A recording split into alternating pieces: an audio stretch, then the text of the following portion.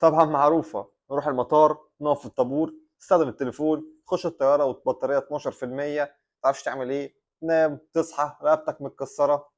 احلى رحله عليك يا نجم. بص يا دولي، 3 حاجات حرفيا هتخلي سفرك اسهل بكتير. اول حاجه شنطه الظهر، الباك باك. طبعا احنا عارفين ان احنا عايزين نسافر اسرع واسهل وارخص بكتير، وبالتالي مش هروح اجيب شنطه قد الداهيه. لازم اجيب شنطه ظهر كويسه، اكون متاكد انها هتكفي معايا الرحله كلها، وما تكونش تقيله وتكون مريحه في نفس الوقت. تاني حاجه، عشان ما تخش الطياره وانت موبايلك 12%، لازم طبعا يكون معاك الباور بانك المتين. مخرج تايب سي 15 واط، مخرجين يو اس بي 12 واط، ويدوم معاك لحد 40 ساعه يا ريس. طب وعلشان انا عارف ان انت ممكن تنسى الباور بانك وتخش الطياره وانت التليفون مفنش على الاخر، هتنام طبعا وهتنام.